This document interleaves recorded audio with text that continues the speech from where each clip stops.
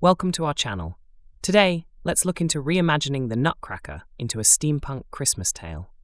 Let's begin. In a quaint toy shop nestled in a bustling Victorian city, Grandma Marie gathered her 5 grandchildren around her. As the soft glow of Christmas lights danced across the shelves lined with wooden soldiers and intricate mechanisms, she began to teach them the art of playing the harp. Now, these harps were just simple common harps that you can buy from local shops, but learning to play them held a special significance in her family, as we'll see later on. Restless from their lessons, one of the children asked Grandma Marie to tell the story of her adventures in the Clockforged Realm. With a warm smile, she began her tale.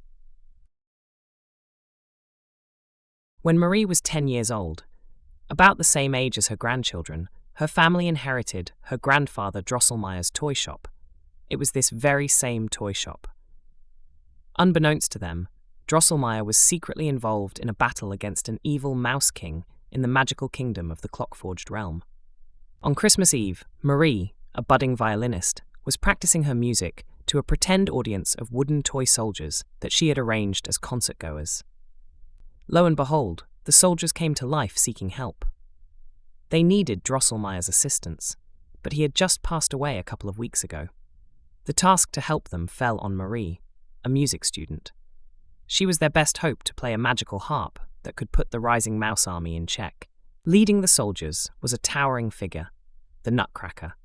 Not a mere toy, but designed by Drosselmeyer to crack walnuts, pecans, and other nuts with tough shells with his powerful mallet as a novelty kitchen helper. With a determined gleam in his eyes, the Nutcracker pointed towards a hidden door in the shop. A music box, adorned with intricate gears and cogs, sat on a corner shelf. Grabbing the music box, Marie played a soothing melody, and a hidden door creaked open, revealing a glimpse of the fantastical world beyond. With a mix of excitement and trepidation, Marie, despite her young age, stepped through the doorway, followed by the Nutcracker and the loyal toy soldiers. As Marie stepped into the hamlet, her eyes widened with awe. The cobblestone streets were lined with charming cottages, each adorned with intricate clockwork decorations and glowing lanterns. The rainbow-colored clouds above cast a magical shimmering light over the entire village, making everything sparkle with vibrant hues. Marie marveled at the sight of clockwork creatures bustling about their daily routines. They looked like toys from the shop, except they were as big as her, some even bigger. Some were tending to mechanical gardens where flowers made of brass and glass bloomed, while others were maintaining the intricate gears and cogs that kept the hamlet running smoothly. The air was filled with the soft hum of machinery and the gentle chime of clockwork bells. As she walked through the village, she spotted a grand clock tower in the center, its face decorated with swirling patterns and shimmering gemstones. It was where the High Council held their official business. The Nutcracker led her towards the tower, explaining that this is where they must prepare for the impending battle against the Mouse King. Inside the tower, she met Professor Owlington, a High Councillor and the town archivist. Professor Owlington showed her a beautifully crafted harp, which was once played by her grandfather to protect the kingdom. The professor explained that Marie must learn to play it in time for the battle to put the mouse army in trance. As a violin student who never played the harp, the principles of music had to be her guide.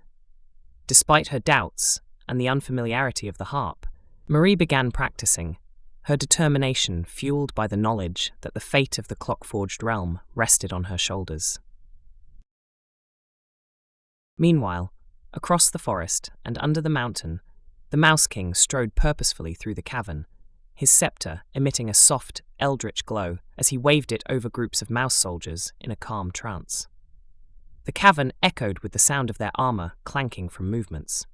Those already awake gathered in a marching formation, ready to move out.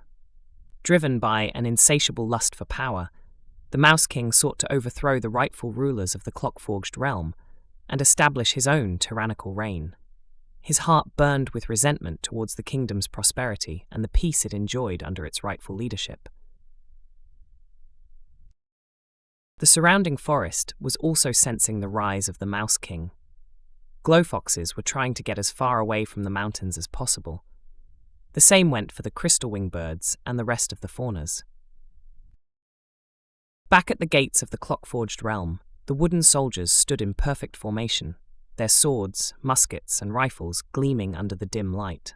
Their faces were set with determination, ready to defend their home at all costs. The air was thick with tension, the usual mechanical hum of the kingdom now eerily quiet. They watched as the dark, shadowy figures of the mice army crested the hill, knowing that the battle for their kingdom was about to begin. Across the battlefield, the Mouse King, a towering figure of regal malevolence, stood at the forefront of his army, his scepter raised high, exuding an aura of doom. A low, ominous chant began to rise from the ranks of the mouse soldiers, their voices blending into a spine-chilling chorus.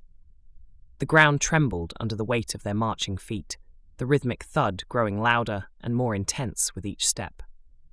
The sky above swirled with dark clouds, casting an eerie, unearthly glow over the scene. The Nutcracker, leading his brave toy soldiers, stood resolute at the gates, his mallet gripped tightly in his hand. The toy soldiers, with their swords, muskets, and rifles at the ready, braced themselves for the impending clash. As the Mouse King raised his scepter, signaling the charge, a deafening roar erupted from the mouse army. The wooden toy soldiers stood firm, their mechanical hearts pounding with determination, ready to defend their home to the last.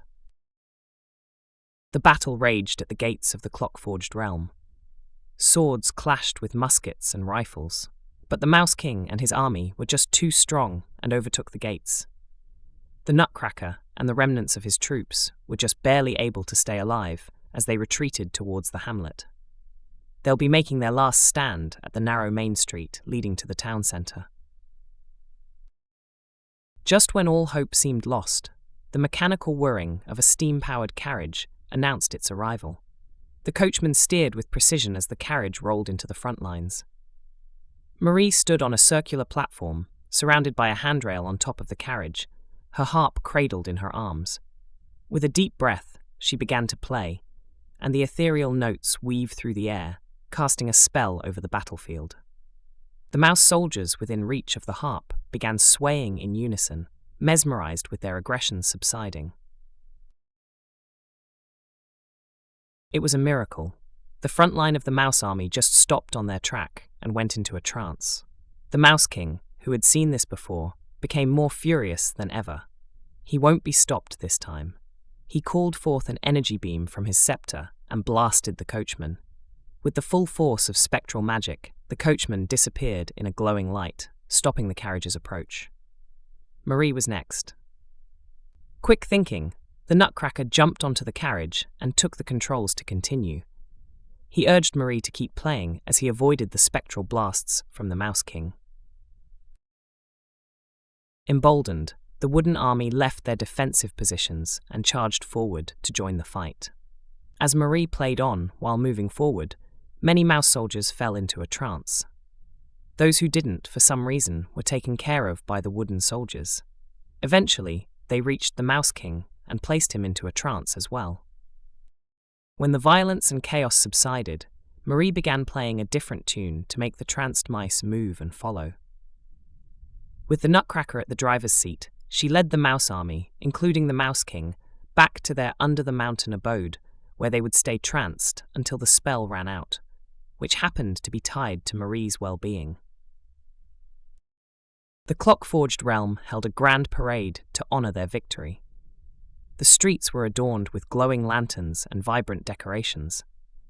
The clockwork creatures and wooden soldiers rejoiced, their mechanical cheers filling the air. As the celebration drew to a close, Marie knew it was time to return home. The Nutcracker and the toy soldiers escorted her back to the hidden door in the shop. With a heartfelt goodbye, Marie stepped through, carrying with her the memories and lessons learned from her adventure. Back in the present, Grandma Marie finishes her tale. She hands the magical music box to her grandkids, entrusting them with the legacy of the Clockforged Realm. She reminded them of the importance of courage, kindness, and believing in the magic of their hearts. The grandkids, inspired by their grandma's story, decide to explore the toy shop.